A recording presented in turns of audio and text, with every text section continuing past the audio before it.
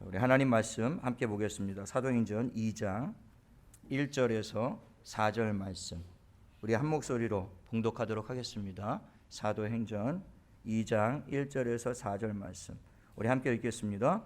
오순절 날이 이미 이름에 그들이 다 같이 한 곳에 모였더니 호련히 하늘로부터 급하고 강한 바람 같은 소리가 있어 그들이 앉은 온 집에 가득하며 마치 불의 혀처럼 갈라지는 것들이 그들에게 보여 각 사람 위에 하나씩 임하여 있더니 그들이 다 성령의 충만함을 받고 성령이 말하게 하심을 따라 다른 언어들로 말하기를 시작하니라. 아멘. 저는 이 봉독한 말씀을 가지고 맥추절, 77절, 오순절이라는 제목으로 하나님 말씀을 나누기를 원하는데요. 말씀 나누기 전에 좌우 옆에 분에게 참 잘 오셨습니다. 한번 인사하시기 바랍니다. 네. 네, 오늘이 맥추 감사 주일이죠. 7월 첫 주일은 모든 교회가 다 맥추 감사 주일을 지킵니다. 그런데 이 맥추절은 여러 가지 이름을 가지고 있어요. 오늘 제 설교의 제목처럼 맥추절 외에도 77절이라고도 하고 또 오순절이라고도 부릅니다. 이 세 가지는 다 같은 절기예요. 그래서 구약에서 시행된 맥추절이지만 오늘 우리가 신약의 본문을 읽었습니다. 바로 그 신약에 읽은 본문에 오순절 사건이 일어났기 때문에 그래요. 같은 절기예요. 맥추절이라고 불렀던 이유는 출애굽기 23장 16절에 딱 한 번 성경에는 맥추절이라는 단어가 나오는데 거기에 보면 맥추절을 지키라 이는 내가 수고하여 밭에 뿌린 것의 첫 열매를 거둠이니라. 그러니까 한자 그대로 맥추, 보리를 추수한다 그 뜻이죠. 그러니까 보리를 추수하는 것을 기념하여 우리에게 풍성한 열매와 수확을 주신 하나님께 감사를 드리면서 지키는 절기가 그것이 맥추절이다라고 하는 것입니다. 이 맥추절의 다른 이름이 77절인데요. 그것도 성경에 출애굽기 34장에 처음 나오는데 77절 곧 맥추의 초실절을 지켜라 이렇게 되어 있어요.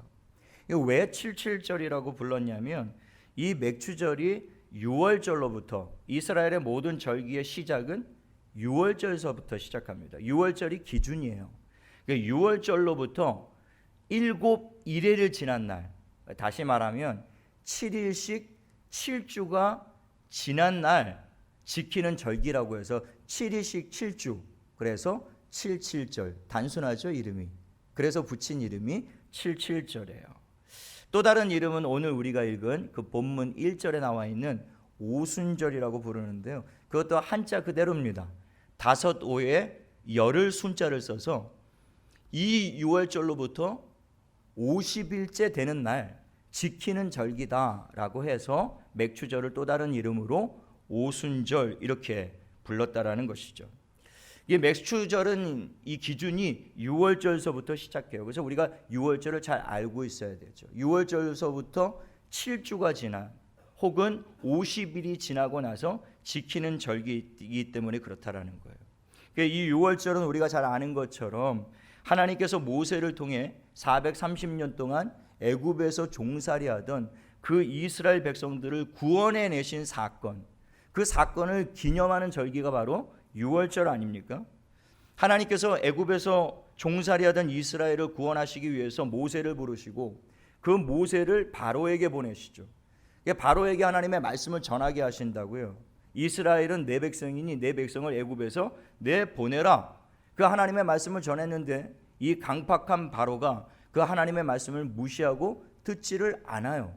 그래서 하나님께서 그 강팍한 바로의 마음을 꺾기 위해서 10가지 재앙을 애굽에 내리시는데 그 10가지 재앙 중에 마지막 재앙이 바로 장자의 죽음이라고 하는 아주 무시무시한 재앙이었죠. 애굽에 거주하는 모든 가정의 모든 장자들과 모든 짐승의 첫 새끼는 전부 그것이 애굽 사람이나 그게 이방 사람이나 그게 이스라엘 사람이 누구를 막론하고도 모든 사람들은 전부 다 장자를 죽이시겠다고 하는 그런 끔찍한 재앙을 하나님이 선언하십니다. 근데 선언하시는데 하나님께서 모세를 불러서 모세에게는 특별히 이스라엘 백성들이 이 죽음의 재앙, 장자의 죽음을 피할 수 있는 방도를 알려주세요. 그 방법이 바로 유월절 어린 양의 피를 받아서 그 피를 좌우 임방과 문설주의 우술초로 바르고 대문을 걸어 잠그고 그 안에 들어가서 이 유월절 어린 양을 불에 구워서 쓴나물과 함께 먹고 그 안에 문을 걸어 잠그고 있으면 하나님이 죽음의 사자를 보내서 애굽 전역의 모든 장자들을 멸하실 때에 그때 그 집 앞에 좌우 임방과 문설주에 어린 양의 피가 발라져 있는 그 집을 보거든 이 죽음의 사자가 넘어가겠다라고 말씀을 하신 거예요. 그래서 여기서 넘어가겠다라는 게 영어에서는 패스오버고 그리고 한자로는 유월이 되는 겁니다. 뛰어넘다라는 거예요. 이 유월절 절기는 6월달에 지킨다 그게 아니라는 거 알고 계시죠? 6월달에 지키는 절기가 아니라 6월 한자로 뛰어넘다 그 얘기예요. 그러니까 죽음의 신이 뛰어넘는다 그 얘기입니다. 하나님이 모세를 불러서 이 재앙을 피할 수 있는 방도를 알려주신 거예요. 그래서 이스라엘 백성들은 하나님이 알려주신 그 방법 그대로 유월절 어린 양을 잡아서 그 피를 좌우 임방과 문설주에 바르고 하나님이 말씀하신 대로 그 집에 들어가 있었더니 다음날 아침에 일어나 보니까 애굽 전역에 통곡이 일어난 겁니다. 왜냐하면 왕의 첫 아들서부터 애굽에 있는 모든 가정의 첫 새끼와 첫 난 아들 장자는 전부 죽임을 당한 거예요. 그 집 앞에 이 어린 양의 피가 발라져 있지 않은 그 모든 집에는 이 하나님의 재앙과 저주가 임하게 되었던 것이죠. 그러나 하나님이 가르쳐 주신 대로 하나님의 말씀을 따라 어린 양의 피를 받아 그 집 문 앞에 이 피를 바른 그 집은 전부 다 이 무시무시하고 끔찍한 재앙에서 전부 다 구원을 받게 되었다라고 하는 겁니다. 그게 이제 유월절인 것이죠. 저와 여러분은 이 유월절 어린 양이 누구를 상징하고 있는지 잘 알고 있습니다. 신약을 살고 있는 저와 여러분들은 바로 그 유월절에 그 어린 양이 누구인가를 우리는 알고 있죠. 바로 2000년 전 유월절에 십자가 위에서 우리의 모든 죄와 저주와 하나님의 진노와 심판을 대신하여 십자가에서 우리의 모든 죄와 죽음을 걸머쥐고 우리를 위해서 보배로운 피를 흘리심으로 우리로 하여금 모든 하나님의 재앙, 모든 하나님의 저주와 진노와 심판에서 우리로 하여금 넘어가도록 벗어날 수 있도록 구원의 은혜를 베푸신 그분이 바로 우리 주 예수 그리스도이신 것을 믿습니다. 예수 그리스도, 그분이 바로 유월절 어린 양이라는 거예요. 저와 여러분은 바로 그 십자가의 은혜 때문에 구원을 얻게 되었다라고 하는 것이죠. 이 유월절로부터 정확히 50일째 되는 날이 뭐라고 그랬어요? 오순절이라고 그랬죠. 그날이 오순절이에요. 이 유월절로부터 정확히 50일째 되는 날이 오순절인데 오늘 본문에 보면 이 오순절에 놀라운 사건이 하나 일어나게 돼요. 그 사건이 뭐죠? 그 사건이 바로 성령 강림 사건이었다라고 하는 겁니다. 이 오순절날 유월절로부터 정확히 50일째 되는 그날에 성령 강림 사건으로 말미암아 신약의 최초의 교회인 예루살렘 교회가 탄생하게 되었다라고 하는 거예요. 그래서 많은 사람들은 이 오순절을 교회의 생일이다 그렇게 부르기도 해요. 이 맥주절은 교회가 이 땅에 최초로 탄생한 날을 기념하는 날이기도 한다라고 하는 것입니다. 바로 이 오순절에 성령의 충만함을 받았던 이 사도 베드로가, 오늘 우리가 시간이 없어서 4절까지만 읽었습니다만 그 뒤에 어떤 내용들이 기록되어 있는지 우리는 이미 알고 있으리라 믿고요. 사도 베드로가 이 성령을 받고 충만함을 받은 다음에 수많은 사람들이 너희가 대낮부터 술 취한 것 아니냐, 막 사람들이 성령의 인도하심을 따라 각기 방언을 말하고 하나님을 높이고 찬양하고 막 큰 소리로 하나님께 기도를 하는 그런 모습들을 이 오순절 절기를 지키기 위해서 예루살렘에 몰려들었던 수십만 명의 사람들이 그 장면을 목격하고 난 다음에 이 사도 베드로를 위시하여 120명의 문도 제자들을 막 비웃고 조롱하기 시작했어요. 그때 이 성령의 충만을 받았던 이 베드로가 그 무리들 가운데 벌떡 일어서서는 예수 그리스도의 십자가 복음을 외치기 시작합니다. 예수 그리스도의 십자가와 부활과 그리고 예수의 주와 그리스도 되심을 선포하는 거예요. 다시 말해서 복음을 선포했습니다. 그 복음을 선포했을 때 그 복음을 믿고 회개하고 주 앞에 돌아온 사람들의 숫자가 몇 명이었죠? 3,000명이었습니다. 이 숫자를 기억할 필요가 있어요. 몇 명이었다고요? 3,000명이었습니다. 사도행전 2장 41절에 그 말을 받은 사람들은 세례를 받으며 이날의 신도의 수가 3,000이나 더하더라 이렇게 되어 있습니다. 그런데 구약에 보면 놀랍게도 6월절로부터 50일째 되는 날 이 신약의 성령 강림 사건만큼이나 아주 놀라운 사건이 하나 일어나게 되는데 혹시 여러분 무슨 사건인지 아십니까? 이스라엘 백성이 애굽에서 나와서 출애굽해서 나와서 50일째 되는 날 이스라엘 백성들 가운데 무슨 일이 벌어졌는지 여러분 아세요? 시내산에서 모세를 통해 하나님이 최초로 율법을 주신 날이었습니다. 6월절에 애굽에서 나온 이스라엘 백성이 애굽에서 나온 그 날을 성경에는 1월 14일이라고 기록하고 있습니다. 그래서 이스라엘 백성들은 매년 1월 14일만 되면 6월절 절기를 지키게 되었던 것이죠. 레위기 23장 5절에 보면 첫째 달 열 나흘날 저녁은 여호와의 6월절이니라 이렇게 되어 있습니다. 그러니까 첫째 달 열 나흘, 그러니까 1월 14일은 여호와의 6월절이다 그 말이에요. 그 얘기는 바로 이스라엘 백성들이 애굽에서 나온 날이 1월 14일이었다라는 것이죠. 그래서 이 이후로부터 매년 1월 14일이 되면 이스라엘 백성들은 어김없이 이 6월절 절기를 지켰다라고 하는 거예요. 그런데 이 애굽에서 1월 14일 날 나온 이 이스라엘 백성들이 홍해를 건너서 마침내 하나님이 원하시는 시내산 앞에 도착하게 되는데요. 그 시내산 앞에 도착한 날짜를 성경에서 기록하고 있는데 출애굽기 19장 1절을 보면 이스라엘 자손이 애굽 땅을 떠난 지 3개월 되던 날 그들이 시내 광야에 이르렀다 이렇게 되어 있습니다. 3개월 되던 날, 애굽을 출발한 지 3개월 되던 날 시내산에 도착했다라는 거예요. 그런데 여기서 3개월 되던 날을 우리가 잘못 오해하면 90일 만에 도착했구나 이렇게 느낄 수 있어요. 근데 그런 뜻이 아니고 첫째 달 14일에 출발해서 세 번째 달 되는 날 도착했다 그 소리예요. 그러니까 이것을 풀어 말하면 3월 1일 날 도착한 겁니다. 1월 14일 날 출발해서 3월 1일 날 시내산 앞에 도착한 거예요. 정확히 46일 만에 도착을 합니다. 애굽에서 시내 광야까지 46일 만에 도착을 해요. 도착해서 하나님이 그 땅에 너희는 장막을 치라 하나님 명령하시니까 300만 명이나 되는 이스라엘 백성이 그 시내 광야 앞에서 진을 칩니다. 거기에 장막을 치고 거기에 머물게 돼요. 46일 만에. 그때 하나님이 모세를 시내산으로 불러 올리시죠. 모세가 시내산에 올라갑니다. 근데 올라갔을 때 하나님이 모세에게 뭐라고 명령하시냐면 너는 내려가서 앞으로 3일 뒤에 그러니까 49일째가 되는 것이죠. 49일째에 내가 이 시내산에 불 가운데 강림하리니 모든 이스라엘 백성들로 하여금 그 강림을 준비하라. 내려가서 3일 동안 이스라엘 모든 백성들을 전부 성결하게 하라. 하나님이 강림하실 준비를 준비하라 이렇게 말씀하세요.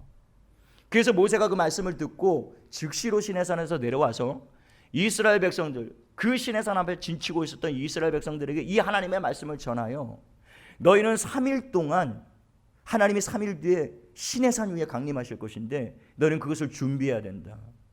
그래서 성결하게 만듭니다. 그 성결하게 만드는 방법이 전부 다 입고 있었던 그 옷을 전부 다 벗어서 빨게 해요. 옷을 깨끗하게, 그게 정결 예식이거든요, 유대인은. 옷을 깨끗하게 빤다라는 것은 자기를 정결하게 한다라는 거예요. 옷을 빤과 동시에 물로 머리를 정결하게 하는 거죠. 지난주에 그 유출병, 혈루증에 부정하게 되었을 때 옷을 빨고 몸을 씻었잖아요. 그게 정결 예식이거든요. 그러니까 하나님이 그것을 명령을 하세요. 그래서 이스라엘 백성들이 이 3일 동안 모세의 명령을 따라 남자는 여자를 가까이 하지 말라라고 말씀하십니다. 그래서 부부 관계도 엄격하게 금해요. 3일 동안. 그래서 온 이스라엘 백성들이 옷을 빨고 몸을 씻고 부부관계를 멀리하고 정결하고 깨끗하게 3일 동안 깨끗하게 하나님의 강림을 준비하게 되었다라는 거예요. 그때가 49일째인데 바로 그 49일째 되는 날 다음 날에 하나님이 모세를 시내산에 다시 불러 올리십니다. 그때가 며칠째예요? 정확히 50일째입니다. 그때 50일째 올라갔을 때 하나님이 모세에게 두 돌판에다가 10계명을 새겨서 주세요. 그날이 율법을 주신 날이에요. 그래서 맥추절, 오순절에는요 또 다른 의미로 하나님이 그의 백성들에게 말씀을 주신 날입니다. 율법을 주신 날이에요. 10계명을 주신 날. 그날이 바로 맥추절에 하나님이 유월절로부터 정확히 50일째 되는 날에 하나님이 이 율법을 주셨다라는 거예요. 여러분, 이 맥추절의 의미를 기억하실 필요가 있어요. 하나님이 율법을 주신 날이다, 그거예요. 자, 그런데 문제가 하나 생기죠. 무슨 문제입니까? 모세가 시내산에 올라가서 40일 동안 머물게 되는데 그 40일 동안 금식하면서 하나님으로부터 받은 10계명에 대하여 1계명부터 10계명까지 하나님이 그 계명을 어떻게 지켜야 되는지에 대해서 자세하게 모세에게 들려주십니다. 1계명이 어떤 의미가 있고 2계명이 어떤 의미가 있고 3계명이 어떤 뜻이 있고 4계명을 어떻게 지켜야 되며 그렇게 10계명까지 모든 계명을 40일 동안 모세에게 금식을 명하시고 금식하는 가운데 하나님의 음성을 통해서 이 10계명을 어떻게 이스라엘 백성들이 앞으로 지켜야 되는가 그 말씀을 받게 돼요. 40일 동안 시내산에 머물고 있으니까 산 아래에 있었던 이스라엘 백성은 산 위에서 지금 막 번개가 치고 빽빽한 구름 가운데 막 불이 붙고 막 음성이 천둥번개처럼 울리고 그때 이스라엘 백성들이 전부 다 꼬꾸라 엎드려졌거든요. 하나님의 강림을 바라보고 너무 크게 두려워했어요. 그런데 그 하나님의 강림 사건을 경험한 이스라엘 백성들이 그 강림 사건을 이내 잊어버리고 모세가 40일 동안 지금 돌아오질 않아요. 그 이스라엘 백성들이 광야에서 불안해진 겁니다. 아니, 여기까지 우리를 모세가 이끌고 왔는데 앞으로 우리는 어떻게 해야 되나? 만약에 모세가 돌아오지 않는다면 이거 우리는 앞으로 어디로 가야 되나?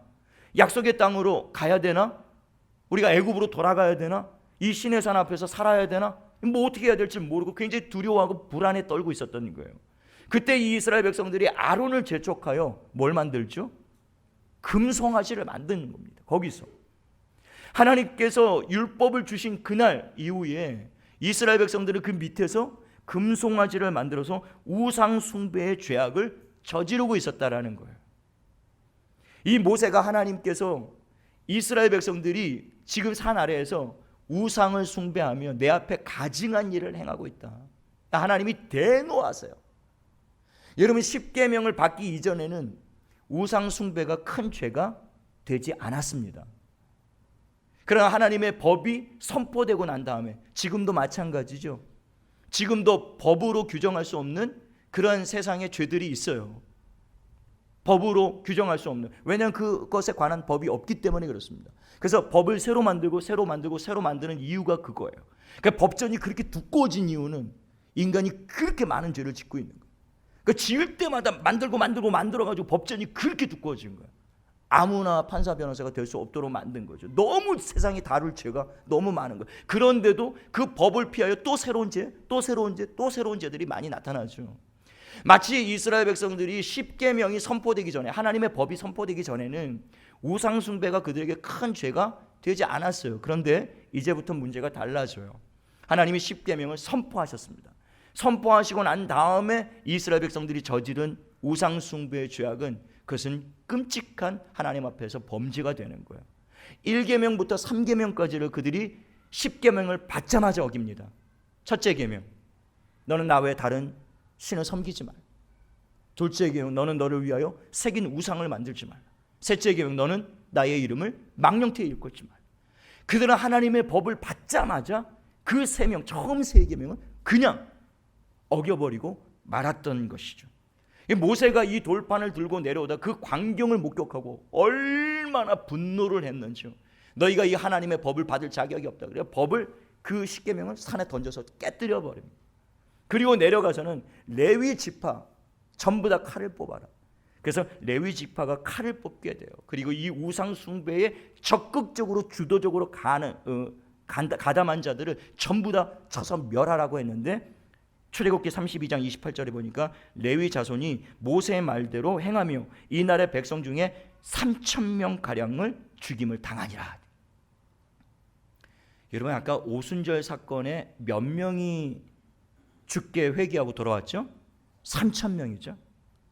근데 같은 절기니 맥추절에 몇 명이 죽음을 당했죠? 3,000명이었다라는 거예요.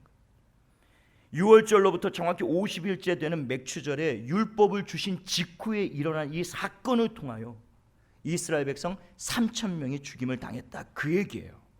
그러니까 이 얘기는 무슨 얘기냐면 구약과 신약을 연결해서 우리가 생각해 보면 구약 맥추절에 모세를 통해 율법이 선포되자 범죄한 이스라엘 3,000명이 죽었다라는 거예요.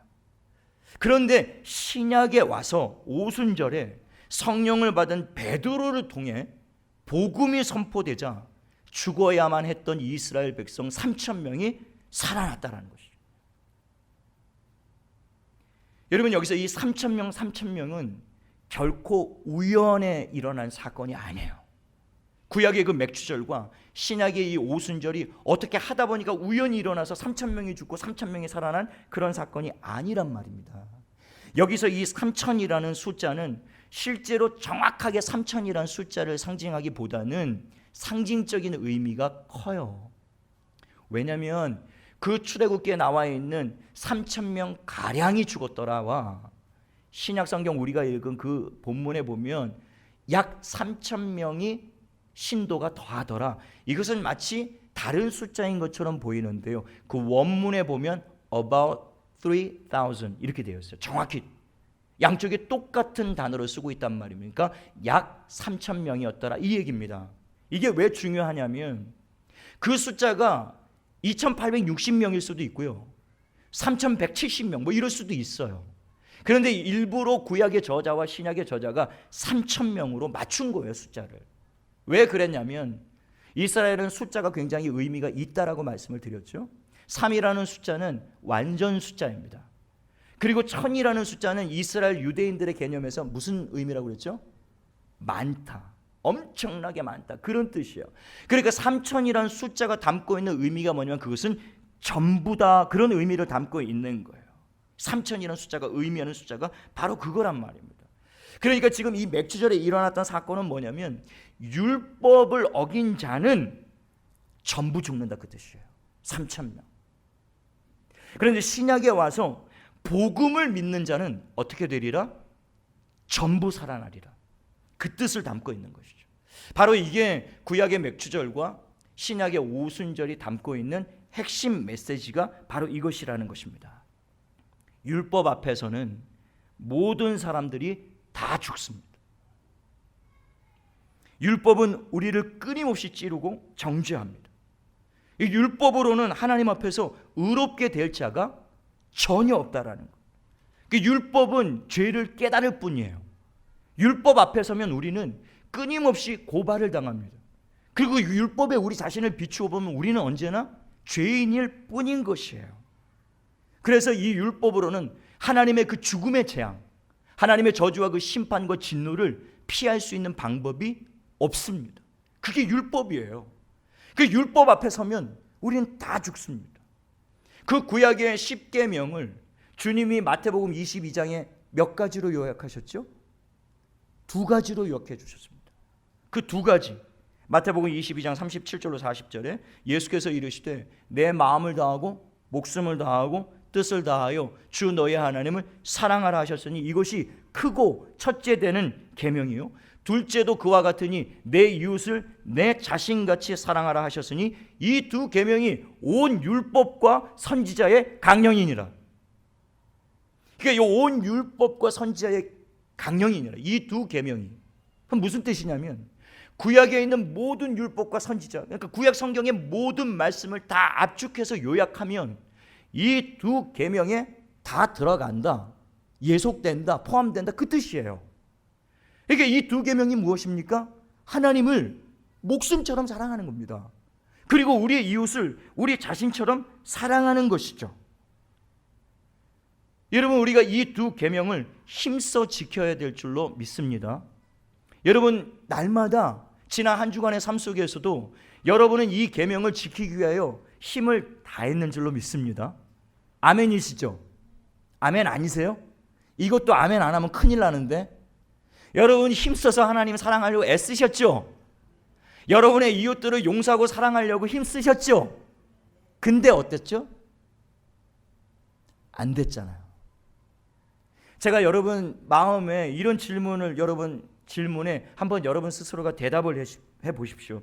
여러분은 진실로 지난 한 주간 하나님을 마음을 다하고 뜻을 다하고 목숨을 다하여 하나님을 사랑하셨습니까?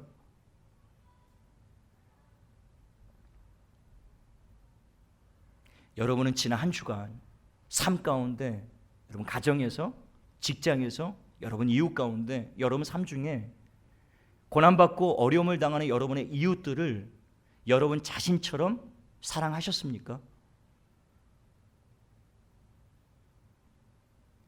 여기에 대하여 만약에 아멘을 하신다면, 예? 여러분들은 예수를 믿을 필요가 없습니다.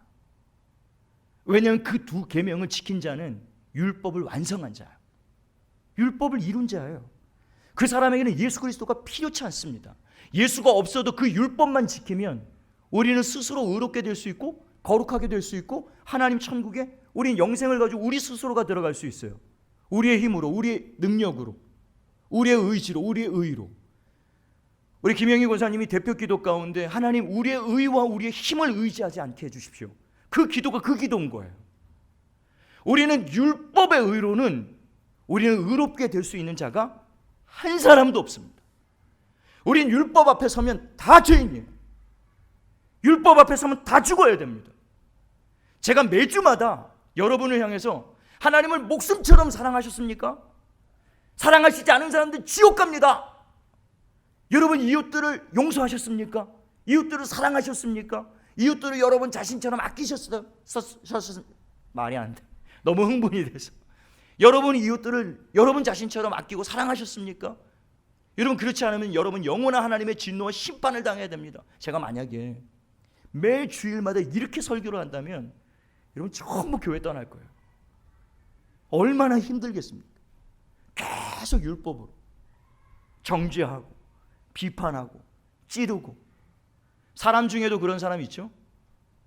사람의 허물만 보고 잘못만 보고 약점만 보고 연약한 것만 보고 계속 찔러요. 계속 찌르면 너무 아파요. 근데 할 말이 없어요. 그 말이 또 맞으니까요. 여러분 율법이라는 건 사람을 굉장히 고통스럽게 만듭니다. 우리가 정말 하나님 앞에 진솔하게 대면하여 하나님 계명 앞에 진솔한 모습으로 우리가 서게 되면 너무너무 고통스러워서 설 수가 없습니다. 여러분 이 이스라엘 백성들이 모세를 통해서 3일 동안 정결 예식을 하죠. 3일 동안 옷을 빨고 3일 동안 몸을 씻고 3일 동안 죄를 짓지 않으려고 하나님 앞에 서보려고 정결하게 3일 동안을 깨끗하게 씻어보려고 했는데 막상 시내산에 하나님이 강림하시니까 어떻게 됐습니까? 그들이 전부 다 죽은 자처럼 두려워 떨고 있었다고요. 그리고 모세에게 요청한 것이 하나님으로 하여금 우리에게 말씀하시지 못하게 하라. 우린 하나님을 대면하면 죽을까 하노라. 그게 율법이에요. 그게 거룩하신 하나님 앞에 서는 겁니다. 그렇게 정결하게 자신을 깨끗하게 했음에도 불구하고 우리는 어떤 노력으로도요 하나님 앞에 절대 설 수 없어요. 그게 율법입니다.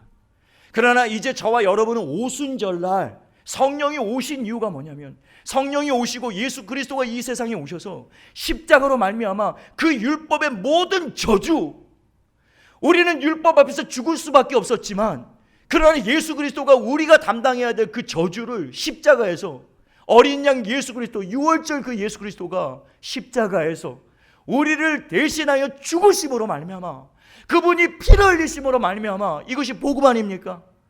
누구든지 이 예수 그리스도를 믿는 자는 이제는 율법의 저주 아래 있지 아니하고 하나님의 생명 아래 놓이게 되는 이것이 복음이란 말입니다. 이것이 오순절 사건인 것이에요. 여러분 예수를 믿으면 큰 소리로 아멘 합시다. 아멘. 여러분 우리가 예수를 믿음으로 말미암아 이 율법의 저주에서 우리가 자유케 되었다라고 하는 겁니다. 로마서 8장 1, 2절에 그러므로 이제 그리스도 예수 안에 있는 자에게는 결코 정죄함이 없나니 이는 그리스도 예수 안에 있는 생명의 성령의 법이 죄와 사망의 법에서 너를 해방하였음이니라. 할렐루야. 성령의 생명의 법이요. 성령이 오셔서 베드로를 통해서 교회를 세우시고 그 교회를 통해서 이 땅에 예수 그리스도의 생명의 복음을 선포하기 시작하자 맥추절날 율법 앞에서 3,000명이 죽을 수밖에 없었지만, 그 얘기는 율법 앞에 모든 인류는 죽을 수밖에 없었지만, 그러나 오순절날 성령이 오셔서 베드로를 통해서 이 예수 그리스도에 관한 복음을 선포하기 시작하자 죽을 수밖에 없었던 저와 여러분 3,000명이 살아나기 시작했다라고 하는 것입니다. 이게 복음이라는 거예요. 구약 맥추절에 선포된 율법은 우리 모두를 죽이는 법이었습니다. 그러나 신약 오순절에 선포된 이 복음은 저와 여러분을 살린 줄로 믿으시기를 예수님의 이름으로 축복합니다. 여러분, 오순절에 성령이 오신 이유는 바로 이 예수 그리스도의 복음을 전하여 우리를 살리기 위해서 성령이 오셨다라고 하는 거예요. 그래서 성령이 이 땅에 교회를 세우신 목적도 바로 그것입니다. 성령은 지난 2000년 동안 교회를 통해서 온 세상에 이 복음을 전파하신 거예요. 예수의 생명과 복음. 그래서 저와 여러분도 이 복음을 듣고 이렇게 구원을 받게 된 것이 아니겠습니까? 지금도 교회를 통해서 성령은 이 예수 그리스도의 복음을 땅끝까지 전하는 사역을 감당하고 계신다라고 하는 겁니다. 여러분, 맥추절이 보리를 추수하는 계절이라면 이 오순절 이후부터는 본격적으로 밀을 추수하는 계절입니다. 언제까지냐면 나팔절까지예요.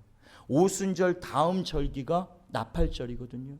이 나팔절까지 약 4개월 기간이 있는데 이 4개월 기간이 밀을 추수하는 기간이란 말입니다. 그러니까 성령이 오셔서 오순절에 이제 3,000명을 처음으로 추수하고 그 다음부터 예루살렘과 온 유대와 땅끝까지 이르러 이 복음을 선포하게 하신 이유는 온 세상 열방에 이 예수 그리스도의 생명과 복음을 전하여 모든 열방은 전부 다 복음으로 구원하시기 위해서 성령이 오신 것이고 이 땅에 교회를 세운 것이다 라고 하는 것입니다.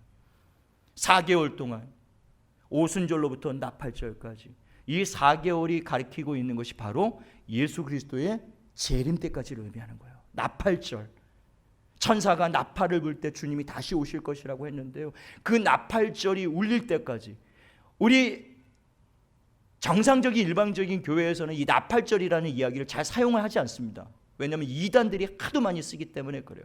그러나 이 나팔절은 이단들이 사용해야 될 용어가 아니에요. 정상적인 하나님의 교회들이 사용해야 될 용어인 것입니다. 나팔절, 주님의 재림, 그것을 보여주는 것이 나팔절인데요, 그 나팔절 때까지 주님이 나팔을 울리고 이 세상에 다시 강림하실 것 믿으시죠? 믿으십니까? 주님이 다시 오실 때까지 교회의 사명, 그리고 예수를 믿는 자의 사명이 뭐냐면 땅끝까지 복음을 전파하는 것입니다. 그리고 영혼을 추수하는 일이에요. 그게 하나님이 교회를 세운 목적이에요. 저와 여러분을 부르신 목적이란 말입니다. 나팔이 울리면 모든 백성들은요, 추수한 보리와 밀리를 가지고 하나님 앞으로 전부 다 나가야 돼요. 여러분, 주님이 곧 오실 텐데 주님이 오시는 날 저와 여러분과 결산하게 될 겁니다. 결산하게 될 때 하나님이 우리에게 요구하시는 열매는 다른 것 아니에요. 영혼 추수한 열매를 하나님이 결산하자고 말씀하실 거예요. 출애굽기 23장 16절에 맥추절을 지키라. 이는 내가 수고하여 밭에 뿌린 것에 첫 열매를 거둠이니라. 네가 수고하여 밭에 씨를 뿌리고 그 열매를 거두어야 된다라는 거, 그게 맥추절의 의미거든요. 오순절날 성령이 우리에게 부어진 이유는요, 성령의 충만함을 받고 우리로 하여금 땅끝까지 이 생명의 복음을 전하라고요. 율법 아래에서는 절대로 살아남을 수 없는 장자의 재앙, 죽음의 재앙, 하나님의 저주와 진노와 심판을 피할 수 없는 저 영혼들이 이 예수 십자가 앞에 나오면, 예수의 이 생명 앞에 나오면 전부 다 살 수 있을 것이라고 하는 이 복음, 이것을 저와 여러분의 입술을 통하여, 교회를 통하여 전파하여 많은 영혼들을 구원하시기 위하여 교회를 세우시고 저와 여러분을 부르셨다라고 하는 겁니다. 여러분, 지난 반년 동안 여러분의 삶을 돌아보시면서 하나님이 부어주신 은혜가 많죠. 감사할 것들이 참 많을 줄로 믿습니다. 그런데 이 맥추절에는요, 여러분들이 정성껏 맥주 감사 예물을 준비해서 왔을 줄로 알아요. 근데 주님이 정말 원하시는 거는 이 맥주절에 우리의 물질이 아니에요. 주님이 정말 맥주절에 이 오순절에 원하는 열매는요, 영혼이에요. 한 영혼. 저는 부디 내년 맥주 감사절 때 여러분이 예물이 아니라 여러분 좌우 양손에 한 영혼 한 영혼을 붙들고 여러분이 추수한 영혼들이 주님 앞에 돌아올 수 있게 되기를 예수님의 이름으로 축원합니다. 그게 정말 맥주절을 지키는 거예요. 그게 정말 오순절의 의미인 거예요. 땅 끝까지 이 생명과 복음을 전하는 겁니다. 우리 권사님 기도하셨던 대로 복음이 전파되어지고 믿지 않는 영혼들이 이번에 주께로 돌아오는 역사들이 나타나게 해달라고 기도하셨는데, 여러분의 가정 가운데 믿지 않는 영혼들에게 여러분의 입술을 통하여 이 복음이 전파되어지고 그들을 위한 간절한 기도가 하나님 앞에 드려지고, 그래서 마침내 때가 되어 그 영혼들 하나하나를, 여러분의 남편을, 여러분의 자녀를, 여러분의 부모를, 여러분의 형제를, 여러분의 이웃들을, 그리고 여러분의 직장의 동료들을, 한 사람 한 사람을 전부 예수의 복음을 전하여 예수께로 인도하는 그 추수의 삶을 살 수 있게 되기를 예수님의 이름으로 축복합니다. 그리고 우리 한생명교회가 이 마지막 때 이 사명 감당하게 해달라고, 온 세상 땅끝까지 이 복음을 전하여 이 땅에 죽어가는 영혼을 복음으로 살리는 교회 될 수 있도록 기도해 주시기를 바라요. 아멘이십니까? 우리 좌우 옆에 분에게 한번 인사하십시다. 우리 영혼을 추수합시다. 아멘.